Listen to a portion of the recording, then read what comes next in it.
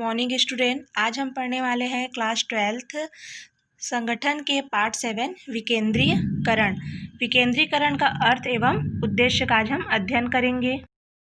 तो देखिए, विकेंद्रीकरण है क्या। तो विकेंद्रीकरण का अर्थ है केंद्रीकरण का विपरीत शब्द है, जिसका अर्थ है सत्ता को किसी शीर्ष में रखकर विभिन्न क्षेत्रों और शाखाओं में बिखेर देना। विकेंद्रीकरण का जन्म अधिकार सौंपने की क्रिया के कारण हुआ है। जब अधिकार सौंपने की कार्यवाही किसी विशिष्ट को न कर सामान्य रूप से की जाती है, तब उसे विकेंद्रीकरण कहते हैं। ठीक है, अब आपने समझ गया कि विकेंद्रीकरण है क्या। तो देखिए, परिभाषाएं क्या है। तो सामान्यतः आम धारणा यह है कि विकेंद्रीकरण एक सत्ता का भरार्पण एक ही क्रिया है, किंतु वास्तव में ये दोनों क्या है, अलग अलग है। कुछ महत्वपूर्ण सिद्धांतों द्वारा दी गई परिभाषा इस प्रकार है। तो देखिए, सबसे पहले हम समझते हैं हेनरी फ्योल के अनुसार। तो अधीनस्थों की भूमिका को बढ़ाने के लिए जो भी कदम उठाए जाते हैं वे सब केंद्रीकरण के अंतर्गत आते हैं। तो ये क्या हो गया हमारा विकेंद्रीकरण का परिभाषा। अब है हमारा विकेंद्रीकरण के उद्देश्य। तो सबसे पहला उद्देश्य है हमारा शीर्ष के स्तर पर कार्यभार में कमी। तो देखिए, सामान्यतः निर्णय उच्च प्रबंधक या शीर्ष के स्तर पर किए जाते हैं। संगठन का विस्तार होने पर शीर्ष के स्तर का कार्य बढ़ जाता है, अतः कार्यभार को कम करने के लिए विकेंद्रीकरण किया जाता है। दूसरा है हमारा प्रजातांत्रिक व्यवस्था के लाभ प्राप्ति करने के लिए। तो विकेंद्रीकरण से अधिकारों का फैलाव छोटे छोटे स्तर तक हो जाता है। इससे प्रजातांत्रिक व्यवस्था के समस्त लाभ सभी वर्ग को प्राप्त हो जाते हैं। ठीक है। तीसरा है हमारा कार्यों के शीघ्र निष्पादन के लिए। तो उच्च अधिकारियों के अधिक कार्यों को कम कर दिया जाए तो वे अपने कार्यों को ठीक ढंग से शीघ्र उसका निपटारा कर सकते हैं। इसी के साथ प्रतिस्पर्धा को आगे बढ़ाने के लिए अब चौथा देखते हैं हम सर्वांगीण विकास। तो विकेंद्रीकरण से शीर्ष के स्तर पर एवं निम्न स्तर के समस्त अधिकारियों को अधिकार प्राप्त होने से उन्हें अपने विकास का पूर्ण अवसर प्राप्त हो जाता है। ठीक है। अब पांचवा देखते हैं हम क्या। पांचवा है आपका बड़े संगठनों में प्रभावी नियंत्रण व्यवस्था। तो बड़े बड़े संगठनों में प्रभावी नियंत्रण व्यवस्था बनाने रखने के लिए विकेंद्रीकरण क्या है, बहुत ही आवश्यक है। अब आते हैं हम विकेंद्रीकरण व भरार्पण में अंतर। तो देखिए, क्या बोला जा रहा है। आम धारणा यह है कि भरार्पण करने से अधिकारों और कर्तव्यों का क्या हो जाता है, फैलाव हो जाता है। अतः भरार्पण व विकेंद्रीकरण एक ही है। वास्तव में इन दोनों का स्वभाव एक है, किंतु दोनों के क्षेत्र या मात्रा में अंतर होने से इन दोनों में अंतर देखने को मिलता है। ठीक है। तो इस संबंध में जब एक व्यक्ति अपने कोई अधिकारी किसी अन्य को सौंप देता है, तब अधिकारों का भरार्पण कार्य पूरा होता है। ठीक है। देखिए, तो सबसे पहले हम अंतर में देखते हैं क्या अर्थ है। तो अर्थ में क्या बोला जा रहा है, एक निश्चित सीमा के अंदर अधिकारों का अंतरण भरार्पण कहलाता है। ठीक। जबकि विकेंद्रीकरण में समस्त अधिकारों व अधीनस्थों का कर्तव्य सौंप दिए जाते हैं। दूसरा अंतर में है आपका क्षेत्र।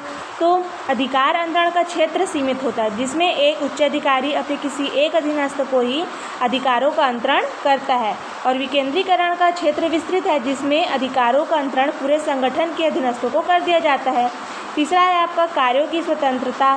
तो देखिए, अंतर में बोला जा रहा है कि भरार्पण में समय समय पर अपने उच्चाधिकारी से मार्गदर्शन लेना आवश्यक है, क्योंकि जवाबदेही उच्चाधिकारी की होती है। विकेंद्रीकरण में अधीनस्थ स्वतंत्र होता है, वह अपने स्वयं निर्णय लेने को स्वतंत्र रहता है, क्योंकि जवाबदेही केवल उसी की रहती है।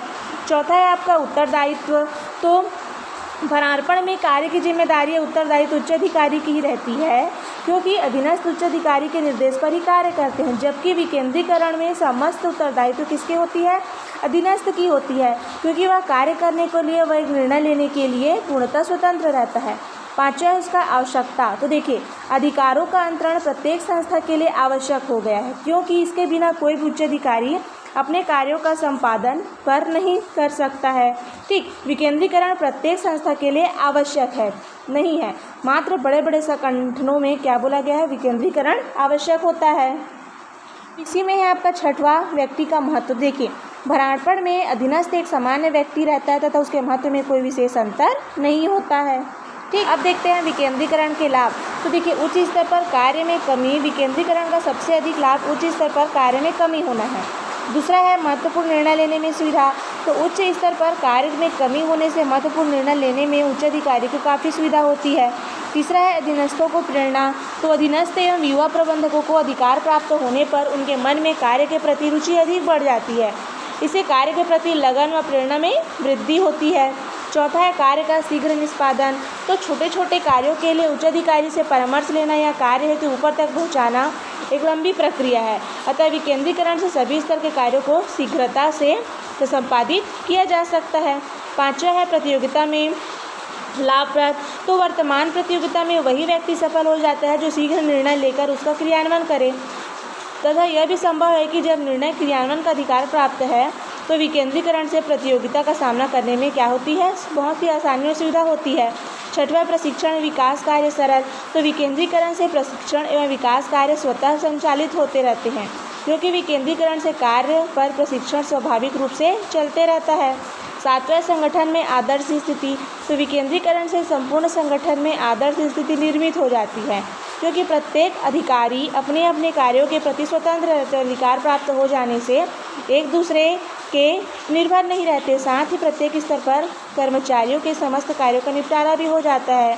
अतः विकेंद्रीकरण संगठन में आदर्श स्थिति निर्मित करने में सहायक होता है। तो देखिए हमने इस वीडियो में क्या क्या जाना है। तो हमने विकेंद्रीकरण का अर्थ, उसका परिभाषा, विकेंद्रीकरण के उद्देश्य एवं अंतर एवं महत्व का हमने क्या किया है, विधिवत अध्ययन किया है।